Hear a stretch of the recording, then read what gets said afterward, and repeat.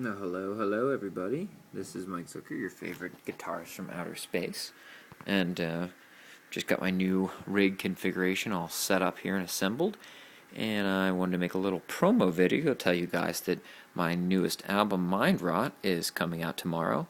And just as a little promo, I wanted to walk you through some of the effects and features that I used to create that album. So, if I just say I'll go left to right here. Starting with the guitar, this is my good old Gibson Les Paul Classic 2004, so it's not that old. It's got Seymour Duncan humbuckers. I usually always use the bridge pickup except for some cleaner passages. I'll slip it to the rhythm. Then when I'm running here, this is actually the foot switch for that Nomad combo, which we'll see at the end over there. And I'm running the synth through that. So I've got my Korg micro synth here, which I'm using for organ sounds and also some pads and some sci-fi types of sounds. And then I'm also running the iPad here, which I'm set to the Mellotron app right now. And this runs Mellotron as well as several other apps made by Korg, especially the IM20 is particularly what I used on my latest album to do the drums and a lot of the sequencing. Then I have both the synths running through this little Mackie board, which gets fed out to that combo. So then on the guitar, that's where really the fun stuff happens. I start here with this Moger low-pass filter, and if I set the resonance to something very modest, we can get some nice tones that just sound very funky, normal envelope filter, but why it's up on the table, it's really nice to use by hand to just up that resonance, and then it acts as a oscillator itself, which I can control the frequency here. So I've got a frequency generator oscillator right here. Then it goes into the stereo polychorus, famous pedal, made famous by Nirvana, also Smashing Pumpkins back in the day. It's a classic. But again, really nice with the feedback knob because this can feedback quite substantially and become a really nice low-frequency oscillator.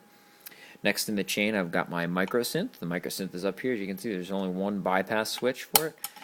No foot switch, no presets, so you really got to control it by hand. And typically what I control here by hand while I'm playing is the frequency sweep here. I'll turn this up or down as I'm playing. Next we come over to the Deluxe Memory Man. This is my favorite delay that I've got here. It uses a Panasonic Bucket Brigade chip, and right now I've got that running through the effects loop. In the effects loop of the delay pedal is a POG, a polyphonic octave generator. This is the POG 2, also electro harmonics, and this will generate for you up to 2 upper and or lower harmonics. And what's nice is that when you use them in conjunction with this delay in the effects loop, it makes it so every successive repeat runs through the POG again. So if we set this to one octave up, it's going to, first repeat's going to be an octave up, second repeat 2 octaves up. So it creates a really nice effect that you can't really get with anything else. Got an Ernie Ball volume pedal, which I use constantly. And then I've also got a Dunlop Crybaby wah. That's my wah that I've been using recently. And then I've got 2 more Moger over here. We've got first the ring modulator. And the ring modulator, I'm controlling the frequency over here by this first EV5. And then we've got the Murph. And the Murph is a multi-resonance filter. It's like a step filter.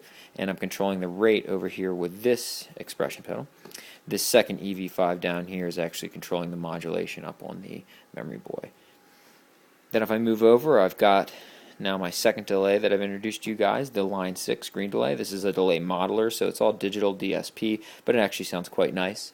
Right next to that is their filter mod, which is mostly for some really crazy, spacey sounds, but it's also capable of doing basically all kinds of filter type effects. They're really nice. Both of these are really nice multi-effects to just get a real basic idea without getting too boutique. So I like to have them in my arsenal. Then over here I've got the Frippinator pedal, supposedly originally owned by Bobby Fripp himself. Thank you, Bruce Marshall, for that awesome gift. Just a whammy 2, classic pedal. Here's a Boss Roland Space Echo tucked into a pedal, also very, very classic pedal. Then you can see I've got a Memory Boy over here, Deluxe Memory Boy, and the difference is this doesn't have that very nice vintage delay chip, so it doesn't sound quite as warm or wet, but it also has a lot more modulation capabilities. And then if we go over from that, this is an Ibanez phase modulator. I got a ridiculous steal on this because apparently the Tone Lock series of Ibanez pedals are now discontinued. They make an excellent delay. The analog phaser is also really nice, but I got the phase modulator because it really creates the widest range of sound shaping that you could possibly do. You can really create some really wacky sounds with that. Right next to that is maybe my all-around favorite pedal that I have, just this little green one. It's the little Boss phase shifter, but I love this pedal. In the step mode, it has a really unique, wet, vibrant step sound, but also then you can dial it in as a more classy, kind of classic phaser. Then if I walk over here, more expression pedals for control. This controls the line 6 delay, this other line 6 on the end, this one controls the line 6 filter, and then I've got these two. One is for the Space Echo, one is for the Memory Boy.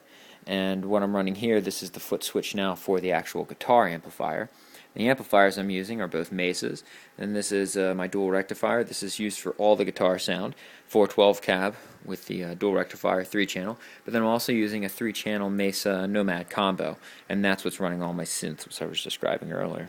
Last thing tucked away in here, and you can see, don't actually access the main processor all that much because it's underneath the combo, but this is my GNX3, and the GNX3 is an all-around amp modeling, effects modeling unit, but I actually don't use any of that.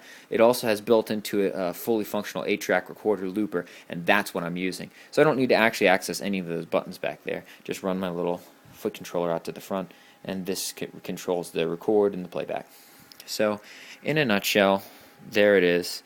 It's a little ridiculous, sure. It takes a while to set it up, yeah, but nothing else sounds quite like it. Stomp pedals rule. Make sure you check out my new album. Drops tomorrow. Check it out on Facebook and download it if you like it. Tell me what you think. And thanks. Bye.